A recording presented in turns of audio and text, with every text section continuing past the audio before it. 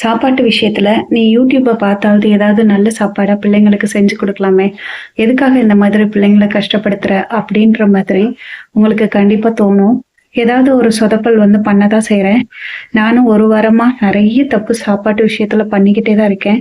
எதுக்குன்னா, நான் கொஞ்சம் தெளிவில்லாம இருக்கேன். அதனால தான் இந்த தப்புல்லாம் நடக்குது. ஆனா, இத கொஞ்சம் கொஞ்சம் நான் சரி பண்ணிருவேன். அடுத்தடுத்து நான் சமைக்கிறதெல்லாம் கொஞ்சம் பெட்டரா இருக்கும்னு நெனைக்கிறேன். இந்த ஒரு வாரத்துல என்னால எடுக்க முடிஞ்ச டைம்ல நான் எடுத்த வீடியோக்கள தான் மொத்தமா சேர்த்து உங்களுக்கு நான் வீடியோவா காட்டியிருக்கேன். நிறை குறைகள் இருந்தா சொல்லுங்க அப்படின்னு சொல்ல முடியாது. நெறைய குறைகள் இருக்கதான் செய்யுது. அது எனக்கே தெரியுது. அதுக்கு நீங்க கொஞ்சம் மன்னிச்சிருங்க. ஏன்னா நீங்க வருத்தப்படுவீங்க. என் பிள்ளைங்க பாவம் அப்படின்னு நெனச்சு. அதுக்காக தான் அந்த மன்னிப்பு. நான் செஞ்சிருக்க இந்த ஃபர்ஸ்ட் ரெசிபிக்கு நீங்க கண்டிப்பா கோவப்படுவீங்க. ஆனா எனக்கு வேற வழி தெரியலங்க. ஹீமோகுளோபின் லெவல் இன்க்ரீஸ் ஆகுறதுக்காக பீட்ரூட், கேரட் ஜூஸ் எல்லாம் போட்டேங்க. கொஞ்சமா தண்ணி சேர்த்து நல்லா பியூரா சாறு எடுத்து அதை நாங்க 3 பேரும் நல்லா குடிச்சிட்டோம். யார் ஃபர்ஸ்ட் குடிப்பாங்கன்னு பார்த்தோம். நான் தான் ஃபர்ஸ்ட் குடிச்சேன். அதுக்கப்புறம் செகண்ட் பெரிய பையன், அதுக்கப்புறம் தேர்ட் தான் சின்ன பையன் குடிச்சான். அதே மாதிரி இன்னும் ஒரு 2 மணி நேரம் கழிச்சு பிரேக் பண்ணி இந்த கேரட் ஜூஸை போட்டு கொடுத்தேங்க. இதையும் குடிச்சிட்டாங்க. இன்னைக்கு நார்மலா சாப்பாடு மாதிரி நான் எதுவும் பெருசா செய்யல. ஏன்னா இந்த ஜூஸே எங்களுக்கு கரெக்டாக இருந்தது. வயிறு ஃபில்லாக இருந்த மாதிரி இருந்தது. வெங்காயத்தை மட்டும் நல்லா வதக்கிட்டு இந்த கேரட் பீட்ரூட்டை நான் கசடு மாதிரி எடுத்து வச்சுருந்தேன்ல அதை நல்லா போட்டு வதக்கிக்கிட்டேங்க. தேங்காய் பூ போட்டு இறக்கிட்டேங்க. இதுதான் கேரட் பீட்ரூட் புட்டுங்க. இந்த ரெசிபிக்கு நான் வச்ச பேர் இதுதாங்க. நல்லா இருக்கு. இதை 2 பிள்ளைங்களுக்கும் போட்டு கொடுத்துட்டேங்க. நானும் சாப்பிட்டேன். அப்போ பெரிய பையன்கிட்ட கேட்டேன், என்ன இது எப்படி இருக்குது அப்படின்னு கேட்டேன்.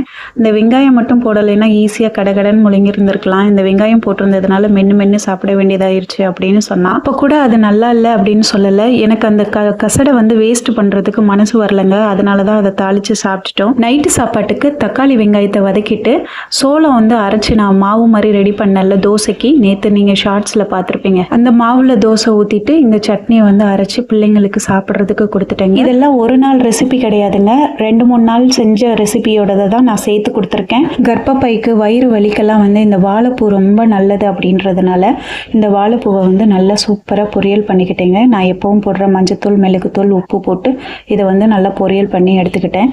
தக்காளி வெங்காயம் போட்டு வதக்கிட்டு அதில் கேரட்டை கட் பண்ணி போட்டுட்டேங்க. இதுக்கு கேரட் சாதம்னு நான் பேர் வச்சுருக்கேன். தேங்காய் பூ போட்டு வாழைப்பூவை இறக்கியாச்சுங்க. இந்த தக்காளி வெங்காயம் போட்ட சாதம் எவ்வளோ அழகாக இருக்குதுன்னு பாருங்கள். இந்த கேரட் சாதத்துக்கு இந்த வாழைப்பூவை வச்சு நாங்கள் சாப்பிட்டுட்டோம்.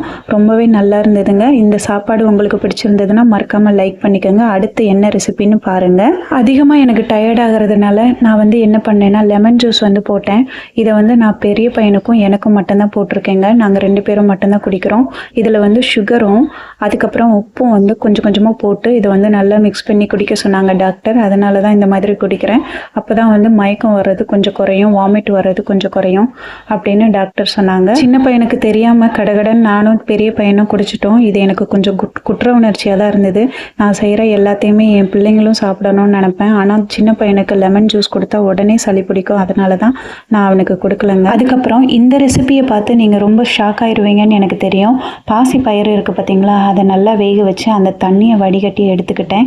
நான் வெறும் குழம்பு மட்டும் ஒன்று வச்சுருக்கேங்க. தக்காளி வெங்காயம் அரைச்சி ஊற்றி வெறும் குழம்பு வச்சுருக்கேன். அதில் இந்த தண்ணியை ஊற்றிட்டேங்க. சத்து வேஸ்ட் ஆகக்கூடாது அப்படின்றதுக்காக. இப்போ தான் நான் ஒரு பெரிய சொதப்பல் பண்ணுவேன். நான் எப்போவுமே முட்டையை வேக வச்சு பிள்ளைங்களுக்கு கொடுத்துருவேன்.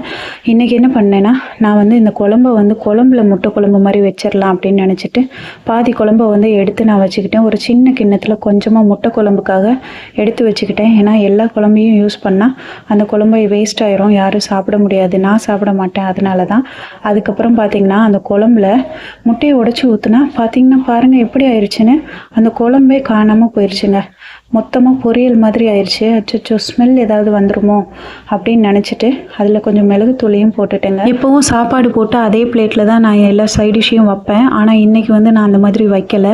முட்டையை தனித்தனி பிளேட்டில் போட்டு வச்சுட்டு அதை ஃபஸ்ட்டு அந்த முட்டையை காலி பண்ணிடுங்க சாப்பிட்டு அப்படின்னு சொன்னேன். எனக்கே கொஞ்சம் பயமாக இருந்தது, இது நல்லா இல்லாமல் போயிருக்குமோ அப்படின்னு. ஏன்னா இதை நான் ட்ரையல் பார்க்க மாட்டேன். அதுக்கப்புறம் நான் வேக வச்சு வச்சுருந்தேன்ல பாசி பயிறு, அதையும் சைட் டிஷ்ஷாக வச்சுருந்தேங்க. நான் பாசி பயிரை மட்டும் வச்சு இந்த சாப்பாடு நான் நல்லபடியாக சாப்பிட்டுட்டேங்க. ஆனால் இந்த சாப்பாடு செஞ்சது எனக்கு ரொம்பவே பிடிக்காத மாதிரி இருந்தது. அடுத்து நீங்கள் பார்க்க போகிறது ஒரு காஸ்ட்லியான ஒரு உணவுங்க. வாழைப்பழத்தை மிக்ஸி ஜாரில் போட்டுட்டேன். பாதாம் பருப்பையும் போட்டுட்டேங்க. முந்திரி பருப்பையும் போட்டுட்டேன், காஞ்ச திராட்சையும் போட்டுட்டேங்க. எல்லாத்தையும் நல்லா போட்டு அரைச்சிட்டேன் தண்ணி ஊற்றாமல். ஏன்னா தண்ணி ஊற்றினா சரியாக அரைப்பட மாட்டேங்குது என் மிக்ஸி. அதுக்கப்புறமா தண்ணி ஊற்றி அதை நல்லா மிக்ஸ் பண்ணிக்கிட்டேங்க. இதை 3 பேரும் காலையிலைக்கு குடிச்சிட்டோங்க. இது ஹெல்த்தியானது, வயிறும் நிறைஞ்ச மாதிரி ஆயிடுச்சுங்க. முன்னாலெல்லாம் சின்ன பையனுக்காக ரெசிபி ரெடி பண்ணுவேன். இப்போ எனக்காக என் உடம்பு சரியாகணுன்றதுக்காக ரெடி பண்ணிகிட்ருக்கேங்க. இந்த வீடியோ எல்லாமே நீங்கள் பார்த்தீங்களா? இதில் ஒரு சில ரெசிபி நல்லா தான் இருக்கும்னு நினைக்கிறேன். ஆனால் மற்றதெல்லாம் கொஞ்சம் சொதப்பலாக இருக்கும். இந்த வீடியோ பிடிச்சிருந்ததுன்னா மறக்காம லைக் பண்ணிக்கோங்க. நன்றி, வணக்கம்.